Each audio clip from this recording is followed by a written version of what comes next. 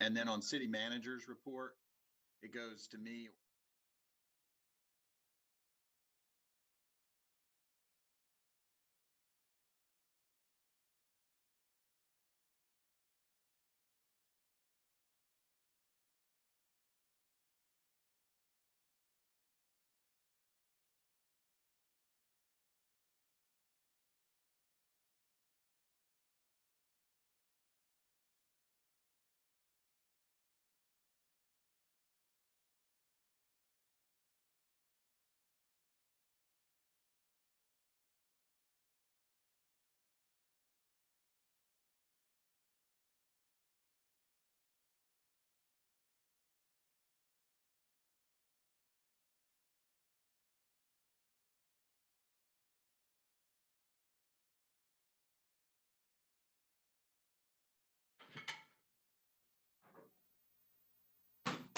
And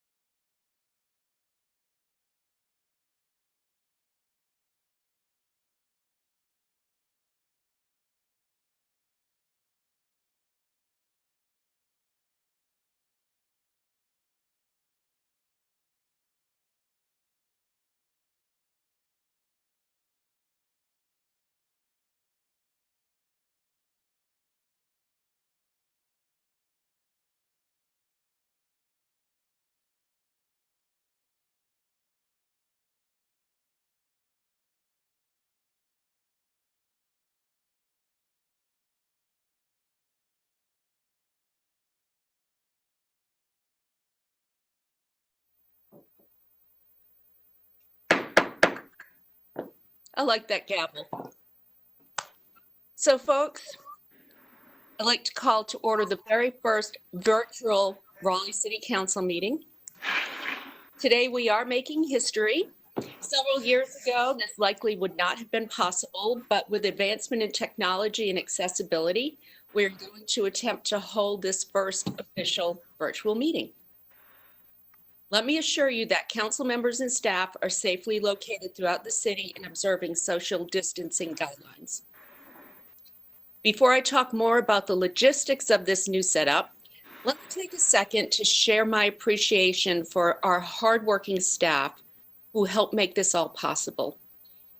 People likely don't know how much work goes into preparations for city council meetings, and today's meeting took a huge effort, more so than normal. So on behalf of the Raleigh City Council and the community, I want to say thank you to all of you. Okay, so this is how this is going to work. We'll follow the agenda posted on our website, just like any other meeting. Council members, let me remind you, when you'd like to speak, raise your hand and I will recognize you. I'll call you by name. And also remember, please mute yourself. While this technology is impressive, it can be difficult to hear clearly if everyone talks at one time or if you're not muted. When we vote, I will ask each council member to raise your hand to indicate yes or no. I will announce the result of the vote to clarify for the audience and the city clerk. Also, we've reduced the normal council agenda to make sure we are only focusing on essential and time-sensitive issues. Several items you're used to seeing on council agendas have been postponed until our next meeting. And as we have presentations, you, the public and the council, should be able to see and hear all the information on the screen. Anyone who signed up to speak as part of the public comment period or during our public hearings have been pre-registered in the system. We'll hear their voices but not see their faces. And before we start the meeting, I want to address a question I've heard. Why are we still having city council meetings? I have two answers to that question. First, the decisions we make as a council have a very real and immediate impact on the people of the Raleigh community. While so much of our lives have been put on hold, we believe it is important to do everything we can to keep the services that our community depends on running. We want to ensure that you know that your city government is still at work, even when everything else has come to a temporary stop.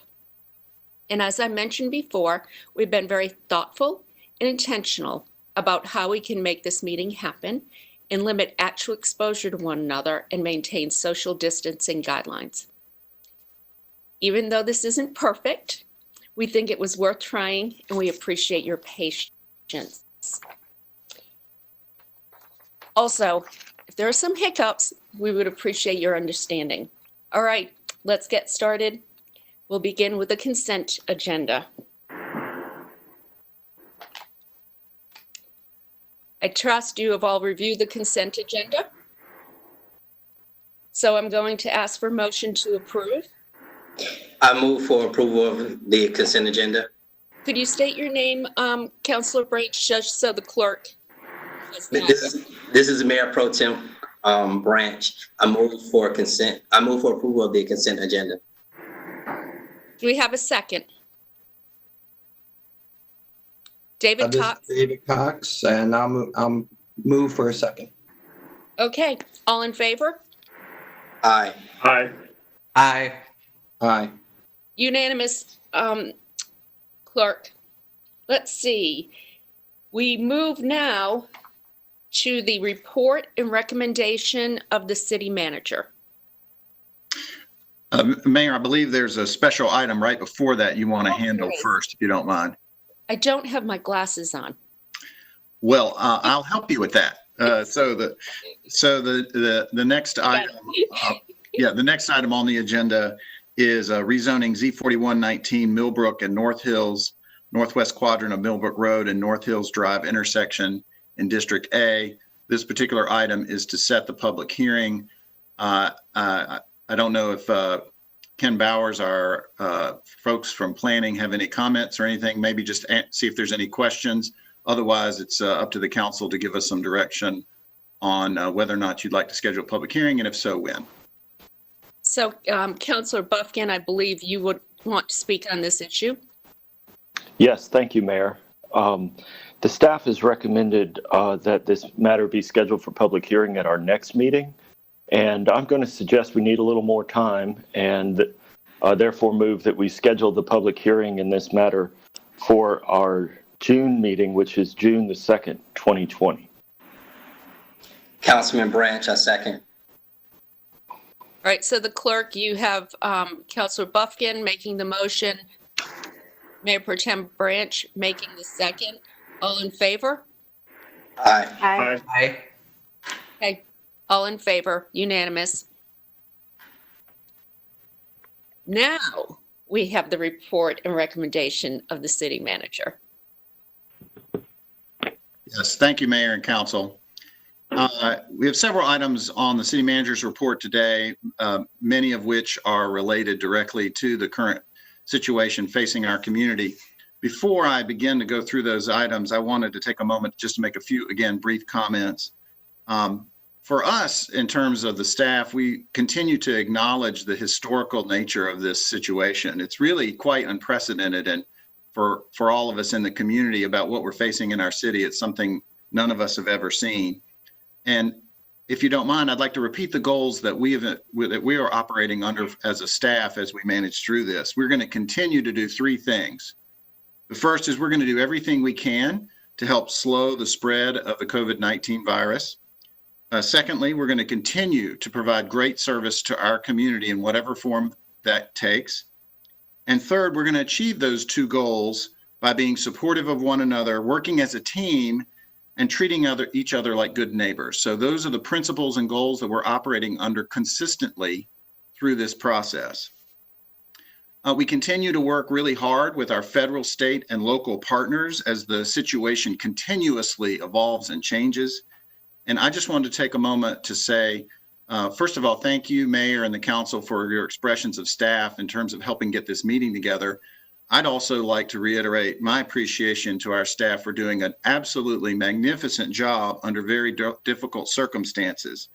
I've been particularly impressed with the flexibility and creativity of our workforce managing through a lot of the changes that are occurring, both service delivery and in supportive capacity behind the service delivery.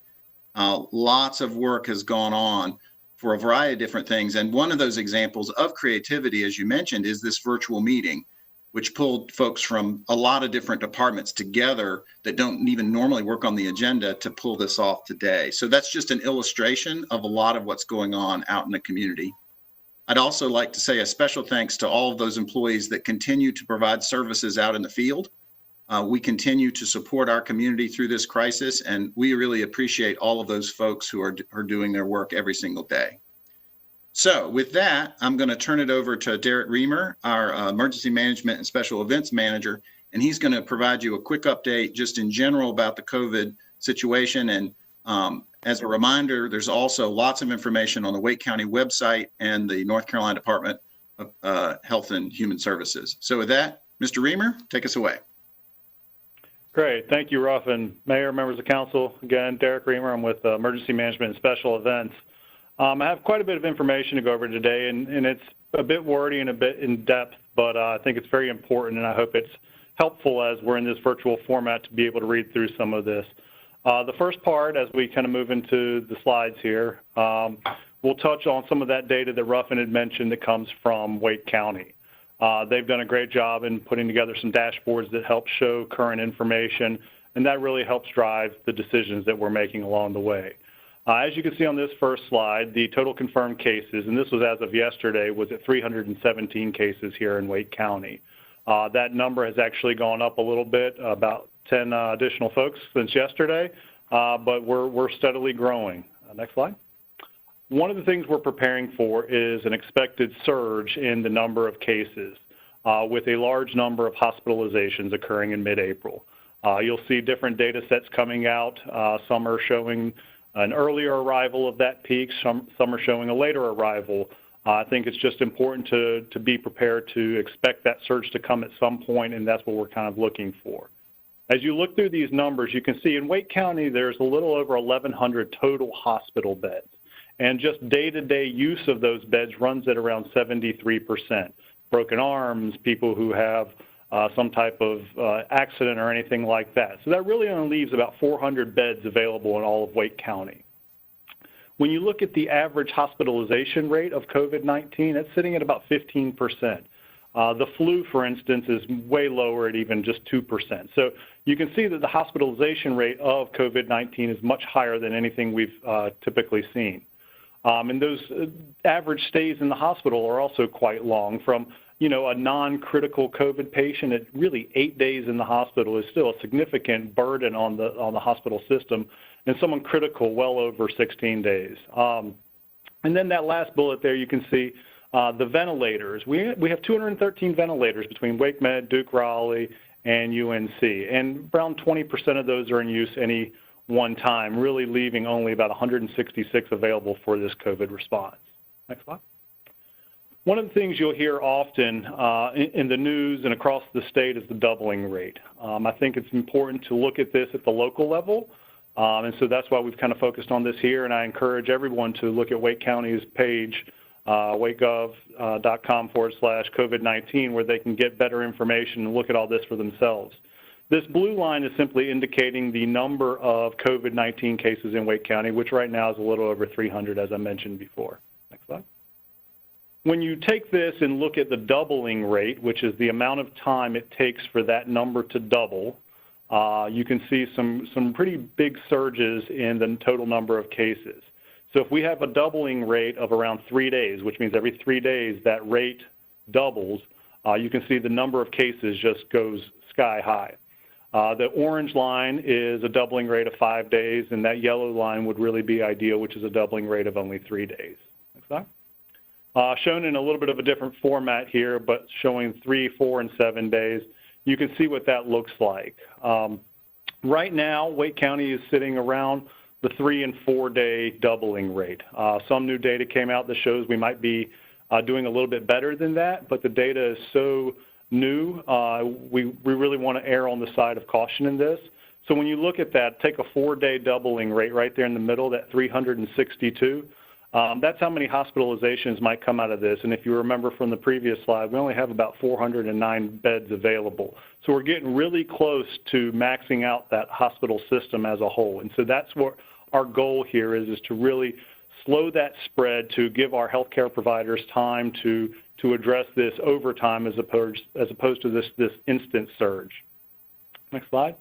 So when we look at the data, one of the things we want to talk about is, reducing that number of people who get it. And the easiest way to do that is through the stay-at-home order. It's been shown in early data that this is working, that the stay-at-home, keeping people away from each other is really helping to slow the spread. And that social distancing is really what we're trying to promote, and the stay-at-home order is the best way to achieve that.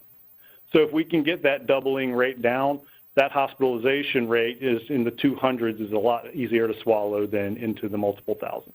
Next slide. There's a lot of information here as we kind of transition from data into the state of the city. I'm going to talk a lot about the different things that we have going on in the city, but I want to remind everybody and put in perspective that the city is still operating our most critical services. The police department continues to respond to shootings and stabbings and making sure that people's lives are protected. The fire department has had a number of big fires lately where people have lost their homes. And so these things continue every single day by our critical staff out there in the field. And so it's important that we remember that as we then kind of talk about some of the services that we've reduced in the city. So as I move into this, our city EOC is activated. We're just on normal business hours, but we've got this core critical staff out here really working to continue city operations and start looking at long-term ramifications of this. All of our public facilities have closed as of March 25th, but we still encourage people to try to pay their bills online and through the telephone and various mail-in options. My team is working across multiple departments to put together large personal protective equipment orders. We're trying to address this from a citywide perspective versus each department doing their own thing. So that leverages a little bit better buying power. We're also working with Wake County on different orders to make sure that we're taking care of all of our employees across the organization. All of our permitted special events in accordance with the governor's order and the Wake County stay-at-home order have been canceled through April 30th. In other news, as we sit here with great technology, the IT department has rolled out Microsoft Teams a little bit early. They were planning on doing this later in the year, but they've rolled this out to the organization as a whole, and it's really helped provide a mechanism for us to stay connected while we're all apart. And another note, as of March 25th, again, the park sites are closed, as the exception just being the greenways and those open spaces to keep that social distancing in place. Performance venues, the Raleigh Convention Center, Red Hat Amphitheater, all those remain closed through April 30th. As of yesterday, solid waste services will only be picking up trash and recycling curbside. And it's important to know why this is the case. This allows us to reduce the number of staff in the cabs of trucks. This allows us to focus on these critical services here while also promoting our social distancing. So that's a very important piece of why we're focusing on these critical services. It's really about the safety of our employees just as much as providing that level of service, going back to Ruffin's earlier goals. In the transportation department, our regular street maintenance has stopped. However, we've got crews on call to provide emergency services as they pop up. One thing that is continuing is our downtown clean team. It's important to make sure that we keep the streets clean and don't get behind in those services, and so it was important to keep those folks out on the streets. Parking enforcement, as you might have seen some other messaging, has been relaxed except for in safety violations around curb cuts and fire hydrants to make sure that those remain open. Our transit operations are running at a reduced schedule right now. However, certain lines, as you see there, the 2, 4, 15, and 19, which are critical lines going by medical facilities, are continuing on their regular schedule. And this helps make sure that those staff can get to work who are providing all the care that we all need right now. So while we've made some reductions in that service, those are still there running as normal to make sure we've got that continued level of service for our healthcare providers.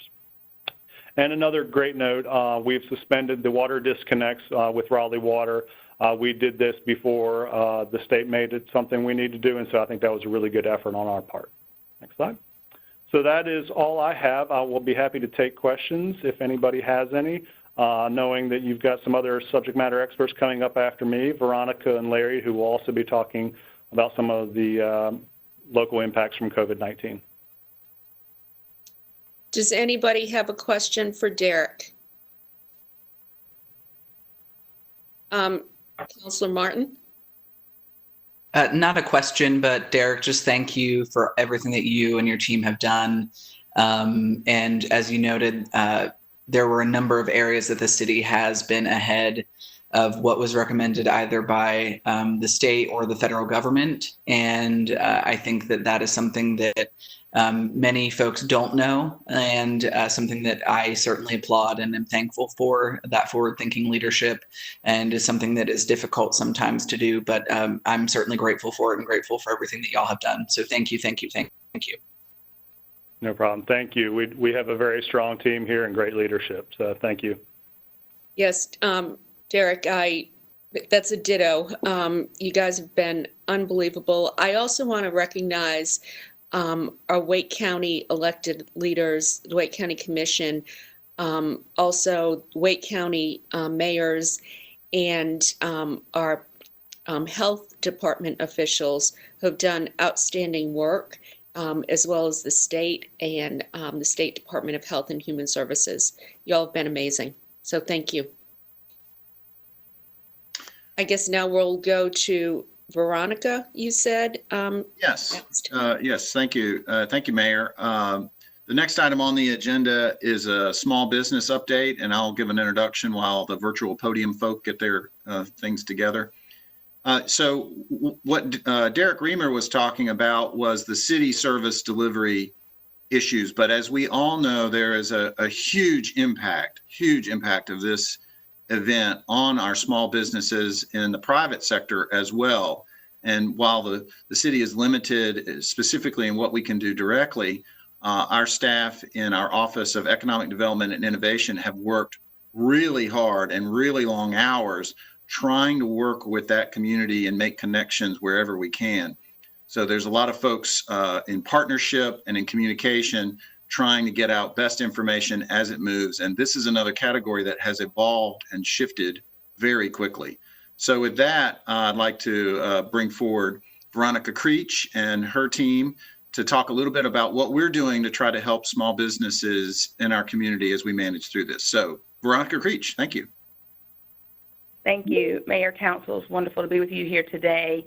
And indeed, a best practice of working remotely is using pictures when possible to remind folks that we're still people behind all this technology. So before you is a picture of my team. And before we go into today's presentation, hot off the press, I want to congratulate Mayor and Council on the wonderful news that the state announced just a few hours ago that Bandwidth, a local Raleigh technology company, has decided to expand its company here in Raleigh, bringing 1,100 new jobs to the area, as well as investing more than $100 million in the Bandwidth campus. So just congratulations. Want to start this presentation off on some good news. And we'll continue now with the economic development update. So Mayor and Council, as you have heard the numbers from Derek related to COVID-19, I'm here to share an update from an economic development perspective. While it's challenging to capture a full picture of revenue loss, what we know today, the City of Raleigh is home to over 33,000 small businesses, which include more than 1,800 restaurants and more than 746 person-to-person services, including hair salons, barber shops, massage therapy providers. Most, if not all, of these businesses are being impacted right now. Wake County has at least $27 million in lost revenue from canceled meetings, trade shows, large gatherings, and sporting events. For the week of March 22nd to March 28th, hotel occupancy in Wake County is down 66% when compared to this time last year. And unemployment numbers exceed 300,000 in North Carolina. With the realization of the potential impacts of this pandemic, our team immediately began working with our federal, state, and local partners to organize and understand and share resources. Beth Frederick, Senior Manager of Economic Development on our team, leads our federal relationships. As soon as the CARES Act rolled out, she had it in hand and began digesting the various components. It's very complex, more than 800 pages, as I'm sure you've heard by now. And she pulled out the economic development highlights.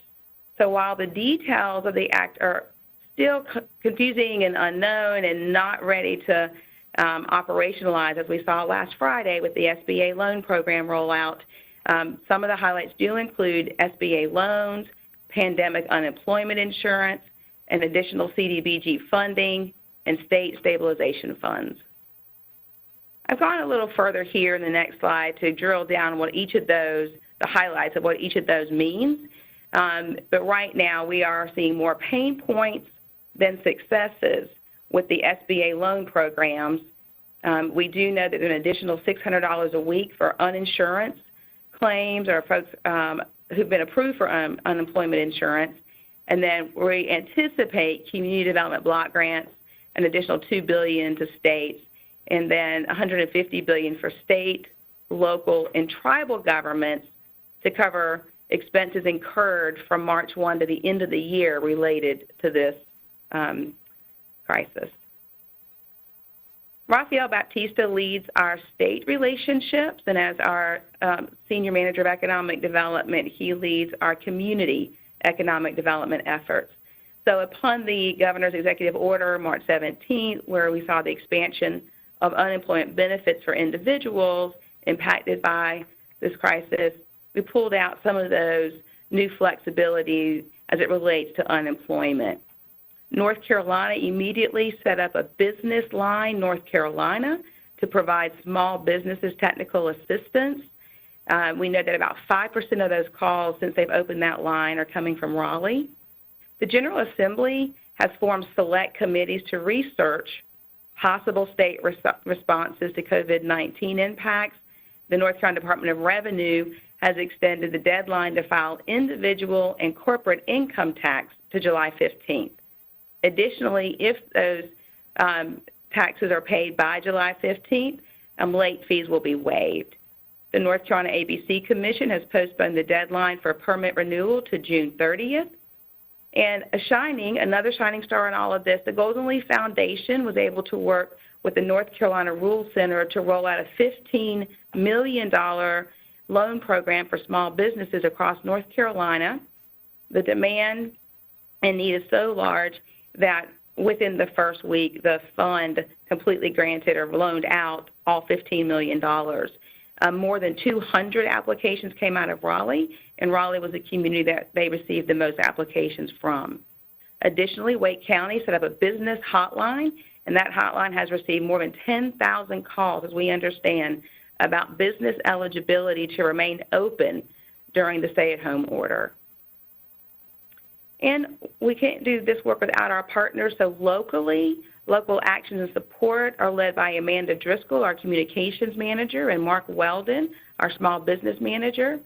It kind of outlines how our team went into action right away. So on March 13th was our first communication to small businesses. On March 16th, I hosted a listening session with small businesses.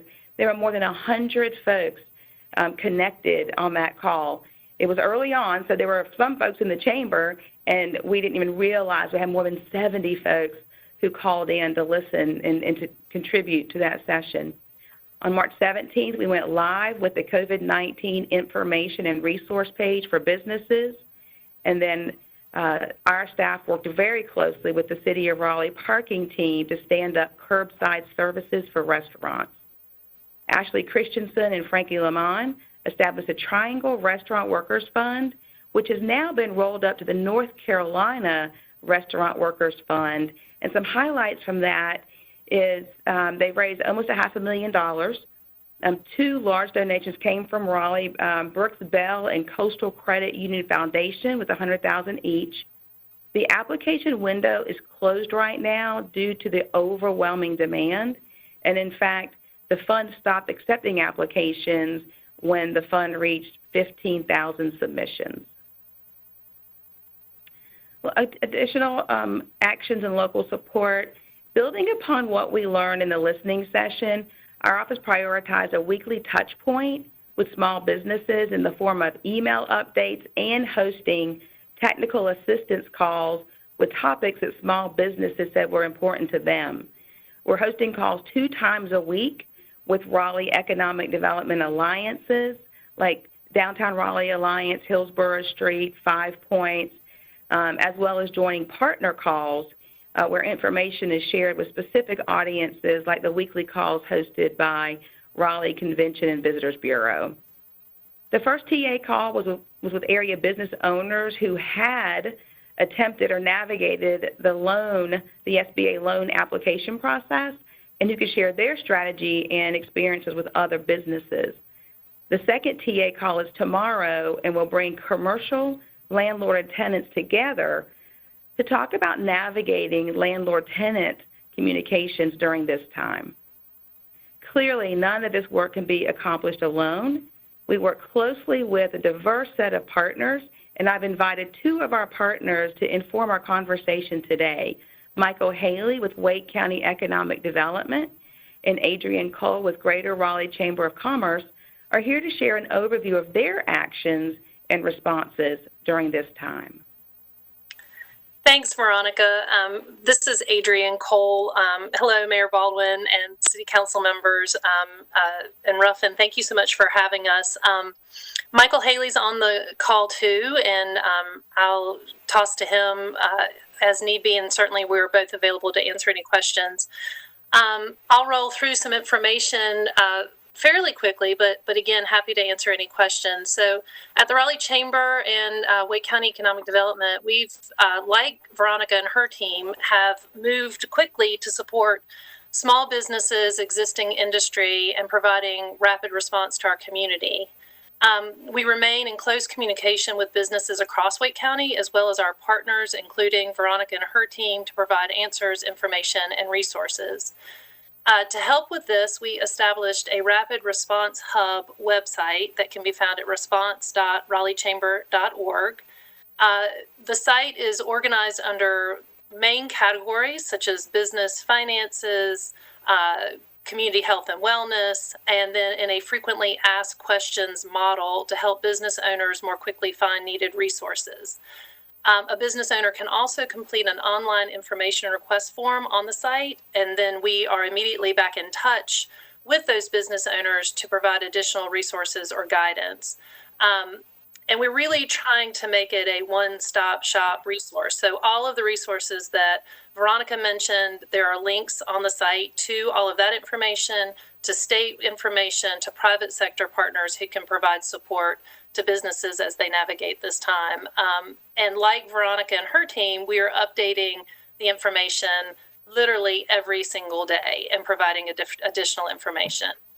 Wake County Economic Development also has a business resource page that incorporates information from all 12 municipalities in Wake County. and we continue to update that page as well. For displaced and unemployed workers, we are offering additional support through our Work in the Triangle platform. So we've pivoted our weekly virtual career fair, which can be found at #TriangleTuesday, to a daily updates service highlighting job openings in essential industries. So you can follow at Work in the Triangle NC and email Kristen Skiba on our team with any job openings that you're aware of.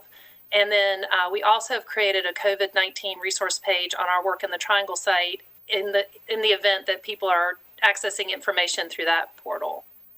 We're also providing web content and virtual content. So some recent web conferences have been one on April 3rd. It was a webinar with Congressman Price and North Carolina SBA Director Thomas Stith, overviewing the CARES Act and answering questions. We had over 600 people participate in that web conference, and we've since been sharing the link to that information, that video information, and answering questions as they come in.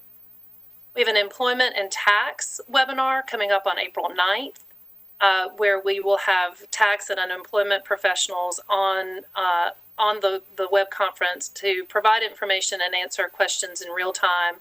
Then as additional questions are submitted, we answer those as well and are including a link on the Rapid Response website. We also did a web conference with the SBA covering the economic injury loans. It was attended by over 1,000 people, and we have a recording of that webinar as well. And then we're pursuing additional web content. So we will be continuing to push out web content to help companies address challenges that they're facing during this time. We're trying to be very tangible and user-friendly and not create additional frustration, but like Veronica and her team, answer those questions in real time and get people to the information that they need. For entrepreneurs and the startup community, Innovate Raleigh has developed a resource page targeting information for startups and entrepreneurs, and it also is updated frequently. We are working with HQ Raleigh on the development of an animated explainer for entrepreneurs about the CARES Act. And then we are reworking the foundation of our wraparound initiative to support high-growth startup firms to reflect the needs and challenges related to COVID-19. In terms of communication with local businesses, so we've assembled a call team at the Chamber, and we are reaching out to all of our members. So the Chamber has over 1,800 member businesses, and we represent a little over 2/3 of the employment base in our region. And so we're calling every single one of those companies to understand what they're experiencing, what questions they have, and to hear firsthand where they need assistance or what their experience is as they navigate this really uncertain and uncharted time. We're continuing to also push out information on social media. We have a Chamber blog and a Wake County Economic Development blog through various social channels. So at Raleigh Chamber, at Raleigh Wake, at Work in the Triangle, and at Innovate Raleigh. And then the final area that I'll just mention is just engaging partners throughout the community and beyond. You all have often heard me say that economic development and community development and this work is a team sport. So we are working with local community and business leaders on a daily and even hourly basis sometimes on pressing issues facing the community, working with municipal and county leaders like yourselves and economic development groups across Wake County and the region. I participate in a Metro Chambers call and a Metro Chambers group with other chamber leaders from large chambers across the country. In fact, we have one this afternoon. That's been a great place to share and hear best practices about what's being deployed across the country. And then we're reaching out to groups like the Federal Reserve Bank of Richmond. Michael and I had a call with them last week just to keep our finger on the pulse from their perspective and are sharing that information out. So I know that's an awful lot of information. Again, thank you for the opportunity to share. Michael, did I miss anything? No, that was exactly right. Oh, good. Happy to answer any questions. Back to you, Veronica. Okay. Thank you, Adrienne. And just to wrap us up, if I could, okay. I wanted to share one more thing. To wrap up on a positive note, we had talked about Our office continues to be amazed with local leaders who have extended support to the community, even in the face of fear, frustration, and loss. For example, Andrew Ullum at Union Special Bakery pays it forward with loaves of bread donated to area churches, nonprofits, and the food bank. To date, he's donated more than 900 loaves of bread. A Place at the Table, Molinos, and Centro immediately started providing free meals to displaced hospitality workers, no questions asked. At the same time, at A Place at the Table, they've seen their daily meals to homeless folks grow from 50 a day to more than 225 a day. Lola's Beach Bar and Five Points provided curbside pickup and food giveaways for first responders. Knitting and Things has connected with the owner of Calavera to produce PPEs. Shop Local Raleigh and Black Dollar teamed up to make that connection possible. And in our innovation space, growing on what Adrian just said, NC Riot has now launched Mission R, a program to support innovators addressing COVID-19 responses. Folks are being innovative in creating PPEs, health testing, and systems improvements. So on that positive note, we'll open it up for questions. Okay, so that was a lot of information to absorb. There's a lot of great work going on with our small business community, and certainly we see the need for that. I just want to congratulate you, though, Veronica, on the huge announcement today, Bandwidth, opening a new campus here, 1,100 new jobs. I mean, it's huge. And the fact that they chose to stay here and continue to call Raleigh home really is great. They are a very philanthropic company. They're very involved in the community, and it's great when we see these types of companies choose to stay here despite other areas trying to recruit them. So major win. Thank you. Councilor Branch. Yes, I have two questions for the CDBG funding and the state stability funding. When will that money be accessible, or if someone wants to access it, do they go straight to the state, or will they operate through the city? Thank you, Councilman, for that question. The feds are still working out the guidelines how to access any of these funds. CDBG, while traditionally is like community development block grant, neighborhood community based, there is an ED or an economic development component. They don't even know what percent will be economic development versus housing. What to look to Larry and his team to help us stay abreast of how that's going to roll out and how the communities are to apply. The second one that you talked, that last bucket of money, since that's for expenses incurred from March 1 through the end of the year, I suspect we might hear about how to apply for that kind of later in the year. But okay. We have not seen applications for local governments or local municipalities to begin applying for reimbursement. Okay. All right. We're keeping a pulse on it, and we're watching that. Okay. Ruffin, was there some sort of announcement related to this yesterday? Yes, and you will receive a memo today, or it may already be in your email, from Larry Jarvis related to the allocation of CDBG funds from the feds. And the bottom line is we got an allocation of an additional about $1.87 million for us. And Larry Jarvis and his team wrote a little cover memo, and we're sending the letters to the council. We just got it yesterday. And really the bottom line is, to Veronica's point, is that's just the announcement of the money, but there's no details in it yet in terms of how that would work. So we'll send you that paperwork so you can read the allocation.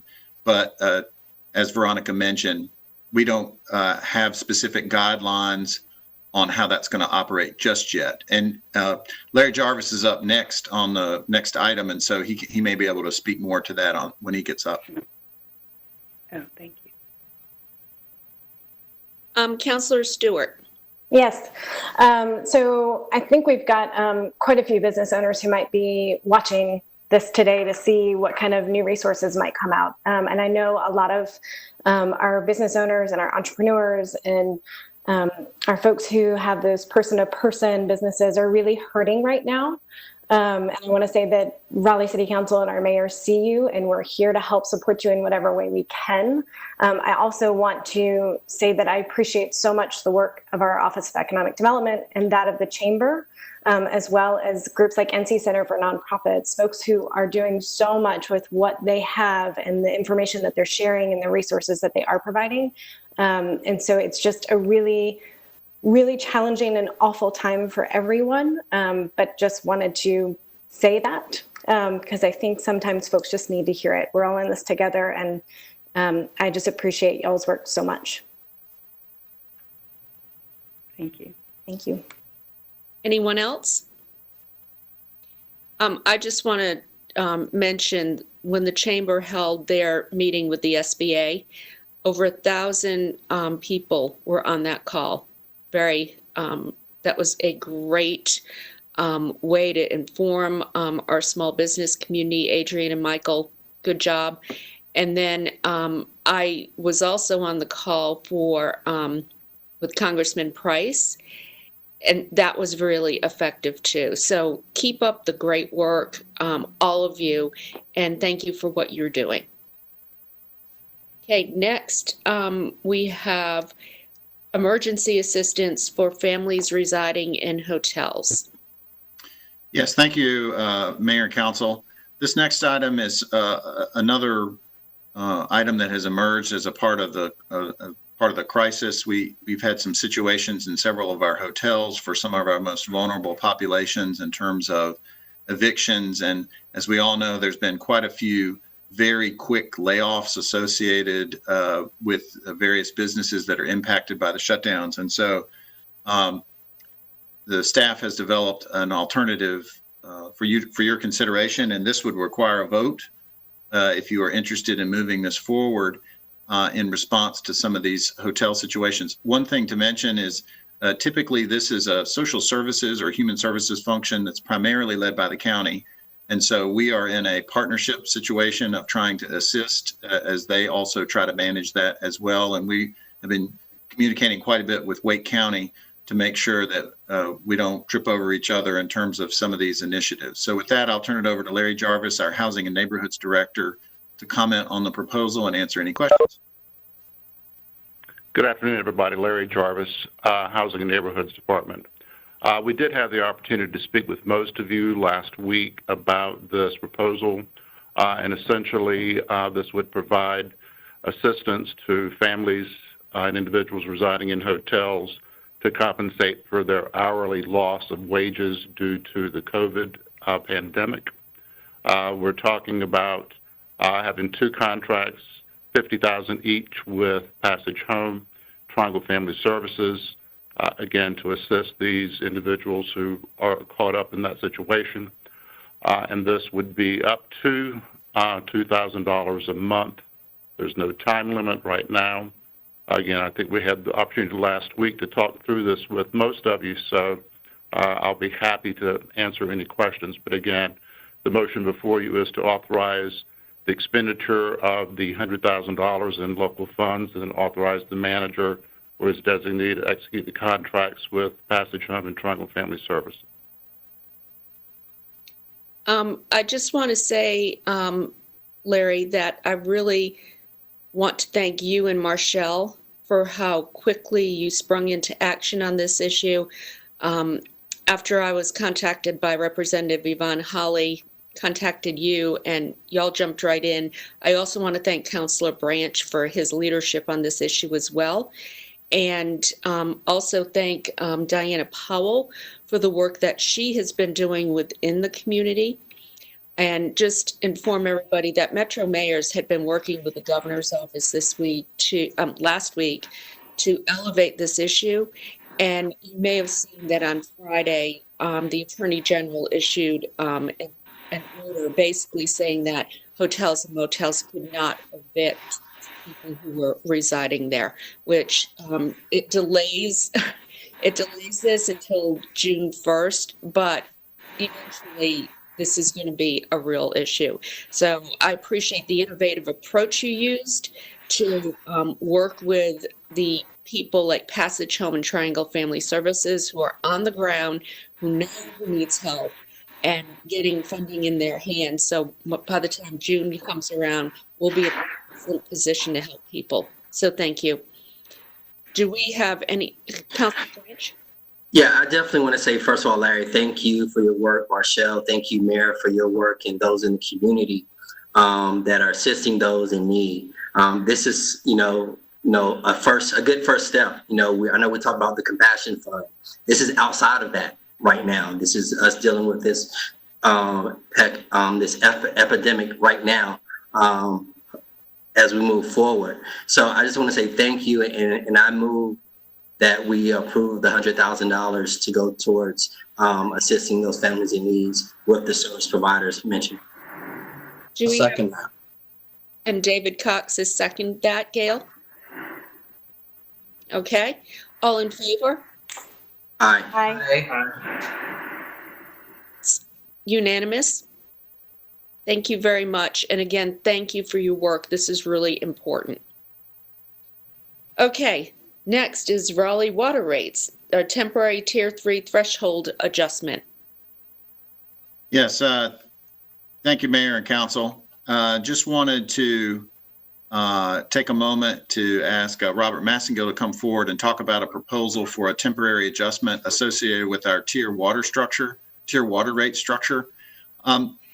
For many of you that know this, but I'll say this for the benefit of the public, we use a multi-tiered water rate structure to encourage, to discourage consumption, so that we want to make sure that we conserve our natural resources and that we make sure that we use our water effectively. And so in order to do that, if you're a residential customer, the more water you use, you start climbing a set of tiers, and then you end up paying higher rates. And so that makes sense, and that's important from an environmental perspective. Well, one of the things to credit Robert Massengill and his team at Raleigh Water is they started noticing that with everybody staying home, with large families coming home, that it started to create some impacts that perhaps were temporarily not our highest priority. And so it's kind of like the water cutoffs and the cut-ons. Raleigh Water's team has been very thoughtful in anticipating potential issues all along the way. And frankly, to Councilmember Martin's point earlier, have really served as leaders across the state. They've been putting out some ideas faster than others have thought about, and then others are catching up. So this kind of came on the agenda late because they realized the proposal, and so we're going to put that out here for your consideration. And this is another item that would require you to vote on it, and I'll let Robert Massengill explain it to you. So, Mr. Massengill. Okay, thank you, Ruffin. You did a really good job explaining our situation here. My name is Robert Massengill. I am the director for Raleigh Water. And just like most every business out there, our department's concerned about the impacts of the coronavirus. With local schools, universities, governmental offices, and businesses closing and teleworking, there's uncertainty about the water use patterns and the changes that we expect to occur and the impact on the daily demands.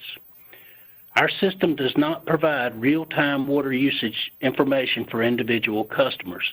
We get that data monthly when we read the meters. However, we do have daily water production information from our water plants, so we know how much water is being produced every day and consumed.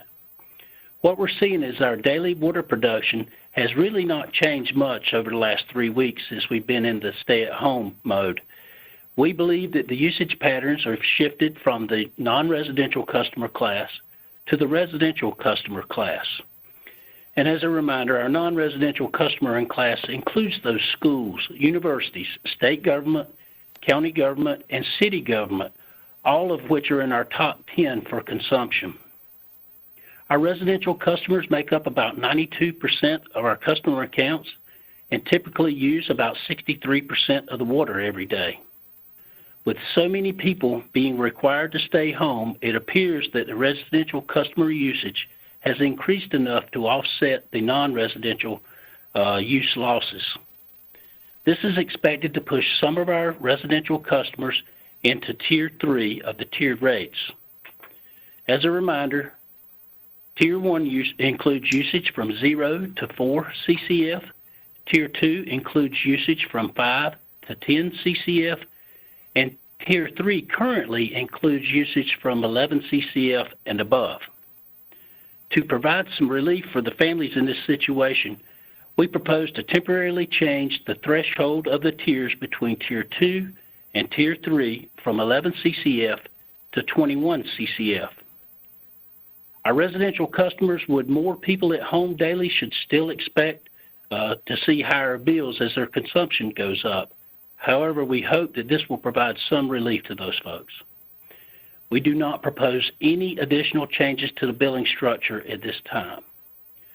So our recommendation today is to approve temporarily changing the threshold between Tier 2 and Tier 3 from 11 CCF to 21 CCF to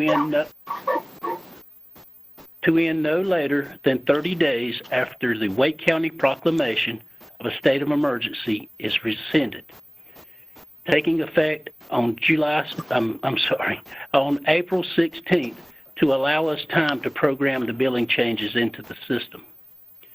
And so with that said, I'd be happy to try to field any questions that you might have.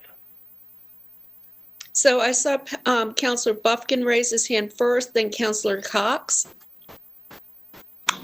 Thank you, Mayor, and thank you, Mr. Massengill, for bringing this to our attention. The utilities business is a complicated business, and these unintended, unexpected results sometimes occur, and I just want to commend the staff for their foresight and the compassion they've exercised in approaching this, and at the appropriate time, I'd make a motion to approve the staff recommendation. Thank you. Okay, and Councillor Cox? Councillor Cox, you're not, can you unmute? About that.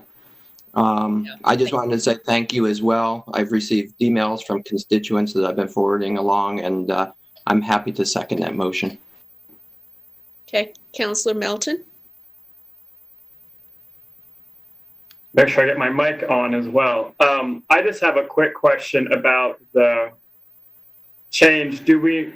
I think this is a great idea, and I've also received a lot of emails about this issue, especially from folks who are washing their hands and following the directives to reduce the spread and not wanting to, get penalized or pay more in their water rates because of the increased consumption. But do we know, is this change big enough to capture enough folks who may be bumped up to the next level? We're uncertain. We really haven't even read a full cycle of a month yet. So, and we don't have all that data, but we do believe that we're going to have quite a number of our families, probably not our average consumers, probably not the 5 CCF customer, but possibly that would go above 10 CCF. There's so much uncertainty right now. We feel like we can make this adjustment without realizing a major financial hit on the utility and provide that relief to keep them out of Tier 3. Thank you. So we have a motion on the table by Councillor Buffkin, seconded by Councillor Cox. By a show of hands, all in favor? Aye. Aye. Okay, that was unanimous. Thank you. Thank you, Robert. And next we have the City Council meeting schedule. Yes, thank you, Mayor and Council. And really, this is an item for your consideration. So we're constantly having to also adjust the schedule and make sure that we are doing what we need to do to be prepared. What we would recommend, and in your packet, is just a revised schedule that would cancel the remaining council meetings for the month of April, which is really just your work session next week, and then the regularly scheduled meeting the third week of April. And so your next regularly scheduled council meeting would be May the 5th. And that would also reiterate no committee meetings or specially called district meetings or things like that, which is pretty similar to already where you were. That also just allows the staff to plan for that next meeting. We don't have any critical items that are disrupted by that. And from your planning perspective, given what's on your schedule for this evening, if the Planning Commission or Board of Adjustment or a group would need to meet during April through a virtual meeting, then they could be prepared for May. So we don't believe there's any issue with that. We obviously would reiterate, if we needed to call a special meeting for some specific reason, you are still have the capability to do that at any time with, I believe it's about a 48 hours notice. So we don't think that's a problem. So this is just our recommendation to formalize the schedule, and then we can also be predictable to questions that we might get from residents or citizens about our schedule. Okay. Thank you. Do we have any questions for Ruffin? Would anybody like to make a motion? I move that we approve the schedule change of no meeting in the month of, not having the second meeting in the month of April and meet again in May. Do we have a second? Second. Okay, we have a motion by Councilor Branch, seconded by Councilor Martin. All in favor? Aye. Aye. Okay, also unanimous. Thank you. The next item we have is the report and recommendation of the Parks, Recreation, and Greenway Advisory Board. I believe we have Brad Johnson, the Commission Chair, on the line. Good morning, y'all. Good morning, Brad. I mean, good afternoon. Oh, it's morning for me. Afternoon for y'all. It's morning, yeah. Thanks for joining us. You bet. Yeah, I believe y'all have our memo that came out of our process. We really appreciated the opportunity to sort of go through the process. We engaged in a multi-tier process per y'all's direction that included recommendations from staff, a ranking process that we helped develop, as well as a thorough public involvement process that received quite a bit of attention and a lot of comments as well from the community. We have crafted a recommendation. The recommendation sort of highlights are that there sort of are 3 tiers of projects. There were $500 million in projects that we started out with, and we ended up with 3 tiers of projects at the funding levels you requested, without $50 million, which we assumed would be an adequate amount for first phase of DICS. That was an assumption we made. We knew we weren't to really engage in that, but that was the reason that we have the 3 tiers. So we have about 100 million, 150, and 200 million. And then so that's sort of the 3 recommendations. We didn't prioritize within those, but they're prioritized based on those comments that we received. So the first pass was based on metrics, so communities of need, accessibility of parks, and that type of thing. The second ranking was based more on sort of subjective criteria and comments we heard from the public, and that's what you see in front of you. So a few projects were added from that. In addition to that, we have a really large backlog of maintenance, and so the board was generally interested in potentially setting aside a cent or two of tax revenue to put into a capital fund, much in the same way that we have for affordable housing and transportation. So even if the bond issue, given the circumstances of right now, doesn't happen, those massive maintenance projects are going to absorb a lot of our attention moving forward, and they wouldn't necessarily be easy to incorporate into a bond. So we included that as part of our recommendations as well. Any questions I can answer sort of about the process or specific projects or anything really? So Brad, I want to thank you for all the hard work that you put into this, the commission and the public. This is a great blueprint, and we really appreciate everything that you did. I say this with a heavy heart because this was supposed to be our moonshot. But since we asked you to do this work, obviously much has changed. We have not only a pandemic to deal with, but also an economic crisis looming. The council has made the decision to move forward with a housing bond, but we are going to put off a parks bond until next year. I think the ironic thing in all of this is that our parks and greenways have become our refuge during this crisis. I think people will recognize that and appreciate it. And I want to tell you that we will work hard next year to ensure that our parks and greenways receive the support they deserve. But again, thank you for all your work. I hate that this is where we are, but all of us on the council want to say thank you to you. Yeah. Thank you to that team. Much appreciated, guys. We really appreciated the process, and hopefully the results of the process can feed into what the plan for the bond next year. And I will once again plug the need to find additional capital money. So if we head into an economic downturn, a lot of these projects, particularly the maintenance projects, are going to be much more affordable. So finding and carving out additional capital funds for these projects over the next year will be a fair amount of importance. So we'll continue to advocate for that. But we understand that a bond isn't in the cards this year, and that makes it's completely understandable. Councilor Buffkin, you had your hand raised. Do you have a question or comment? Thank you, Mayor. I just wanted to add a word of appreciation both to Brad and all the members of the Parks Advisory Board and highlight a few details in the memo. The amount of work that this board did and with the support of our city staff in just 2 months is really incredible.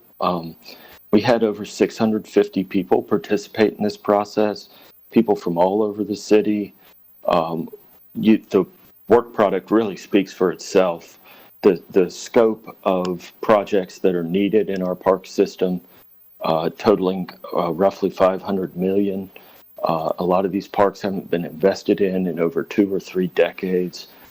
The scale of the work that the board undertook is just really impressive. The result is impressive. So I really appreciate it. And like the mayor, I'm heartbroken that we're now in this situation, facing this pandemic and the economic consequences. And this work will not go to waste, though. I believe we're going to get through this, and I hope that next year will be a great year for our park system. Thank you, Brad. Okay, thank you, Brad. Thanks, y'all. Thank you.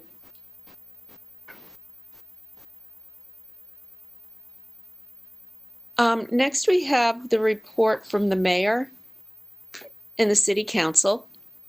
I'm going to call on each of you and just be ready to reply. I'm going to start with Councilor Cox. Yes, I don't really have any prepared remarks today. Obviously, this has been a very trying time for everyone. We have to continue to observe all the guidelines and orders from the governor and from the county, maintain our separation from each other, wash our hands, and watch out after each other. I think it's great how the community has come together, and I know we will get through this. And that's really about all I have to say for today. Thank you. Thank you very much. Councilor Buffkin. Well, I agree with Mr. Cox on each point. In some ways, the hard part is still ahead of us, but Raleigh is very resilient. We're going to pull together as a community. We're going to get through this. But the importance of following the directions of public health officials for as long as we need to keep doing this is so important. And we'll be working hard to make sure we're successful at that here at the City Council, and appreciate all the collegiality that I've felt among the council and from the mayor during this time, and all the support we've gotten from our city staff. Thank you. Thank you. Mayor Pro Tem Branch. I want to say, first of all, thank you to our staff for your hard work and dedication and the hours that you put in. I also want to give a shout out and say thank you to our county commissioners and to the county staff. They are at the front line with us, really working hand in hand with them and supporting them. And I want to thank them for their work and everything that they do. And to my fellow counselors, as we continue to work and move forward. One thing I like to say to the entire city, let's not be who we were before this happened. Let's come out of this a better city, a better place. Let's take the caring and the giving that we've done through this epidemic, and as we move forward, bring it out to the other side and be a city that looks out for everyone, that helps everyone, and just continues to work together. So I just want to say thank you all for what you do, and as we move forward, let's continue to do it together. Thank you. Councilor Martin. I just want to echo what's been said already. Thank you all so much for today. I think that this has gone extremely well, first and foremost. I think that there was a lot of concern about how this would all play out, and it's been great. So thank you to staff for making this happen. I think more importantly, thank you to staff for the last number of weeks for keeping the city running and making the hard decisions, and the amount of hours that have been spent up and by staff. It's not just the folks that we always see on the screens or in the meeting standing up, but literally the folks, the janitors that clean out the rooms when we're done, and the folks that are always around. So thank you to everyone. And I think that one of the things that we have to remember is that people are watching us and are looking to us for advice about how to move forward. And had someone reach out through Facebook and just said she's a young woman who is dealing with cancer, and saw an exchange that I had with someone who didn't quite want to follow social distancing guidelines, and thanked me for kind of going to battle with this person. I did it kindly, but stood my ground, and she just said how worried she was about all of the ways that she needs to live her life now as someone that doesn't have a lot of support, but someone that is dealing with this disease, and how she needs to reorient the way that she lives. And she's one of many people who we all serve, who are terrified about how to reorganize their lives and reorient the way that they live in this moment. And I think that it is of critical importance that we, to Councillor Cox's point and to Councillor Branch's point, that we are more kind and more giving and more open, but more importantly, that we lead and that we don't back down. And sometimes we have to put our foot out there and remind people that this is hard, but we have to do it because it's not about us. It's about the folks around us. So I wish you all well, and to stay safe and to stay 6 feet apart if you do decide to go outside. Wash your hands. Thank you. Councilor Melton. Thank you. I echo everything that's been said. I also want to add that I know a lot of people are confused and scared right now, and I'm going to remain accessible. I mean, we get a lot of emails, a lot of phone calls. If I can put you in contact with a resource that's helpful or someone on staff who can answer your question, I'm going to remain engaged. Just because we're not going to have a meeting again until May doesn't mean that we're not here working. So please stay safe, lean on each other, and lean on us for help as well. I will be there for you, though socially distant. Thank you. Councilor Knight. Can you unmute?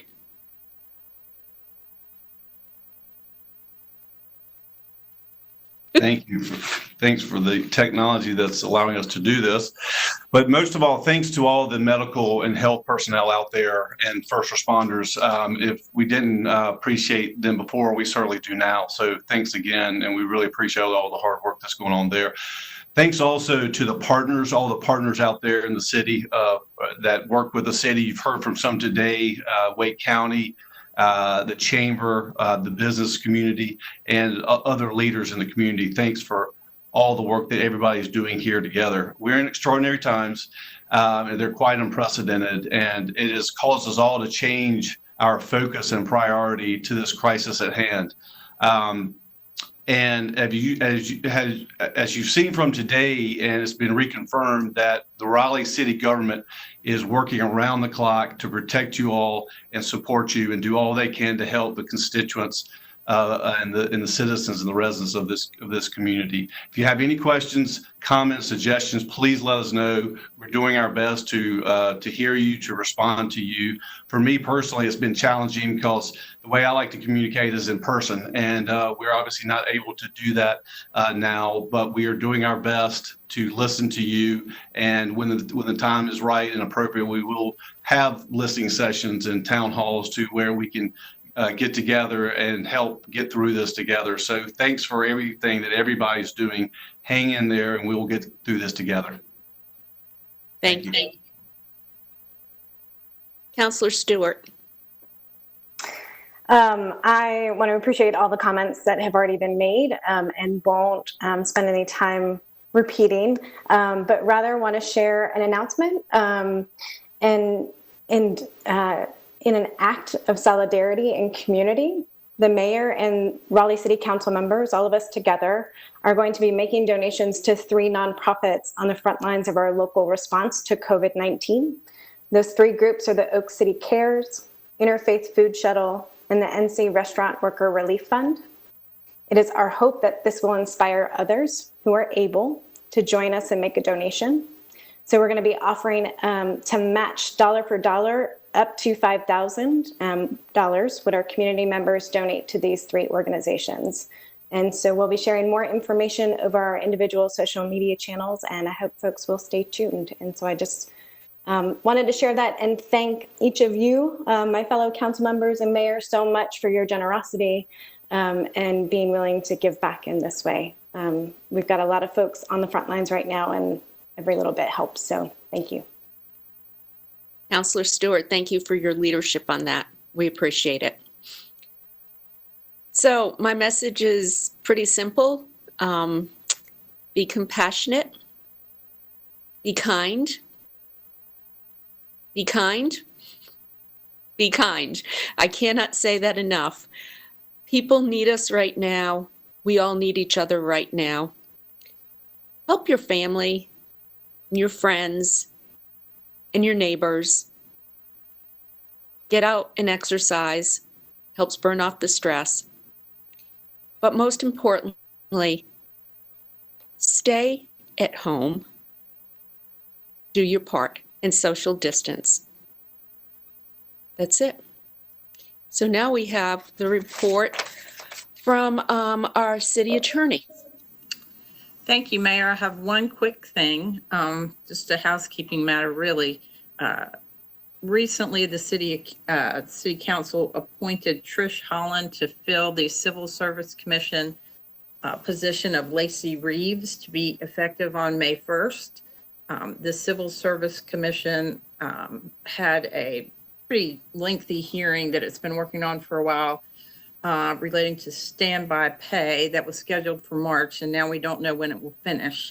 Because Mr. Reeves has been involved in that hearing for quite some time, we're suggesting that the council extend Lacey Reeves this term until the completion of that hearing and have Ms. Holland take the position when that hearing is over, or at such time that Mr. Reeves may otherwise choose not to continue. So if the council's in agreement, I would suggest we make a motion to the effect of what I've just said and move forward with extending Mr. Reeves's tenure. I move for approval of said statement. Second. So motion by Councillor Branch, seconded by Councillor Martin. All in favor? Aye. Aye. Okay, unanimous. Thank you very much. That's it, Robin? That's all I have. Thank you. Okay, thank you. Our next is the report from the City Clerk. You have received in your agenda packet the minutes of the February 11 work session, March 17 lunch work session, and March 17 regular council meeting for consideration of approval. Move for approval. It's Councilman Branch. Second. Okay, Counselor Martin seconded that. All in favor? Aye. Unanimous? Okay, anything else? You've done a wonderful job on your first virtual meeting. Keep it up for tonight. Yes, we will. I have one more thing that I would like to mention. We have a number of public hearings scheduled tonight. There are 6 that are going to be deferred. We will vote on that during this evening's 7 p.m. meeting. But the first one is the Comprehensive Plan Amendment, CP 120, Swift Creek Watershed. Number 2 is the Comprehensive Plan Amendment, CP 1119, West Morgan Street.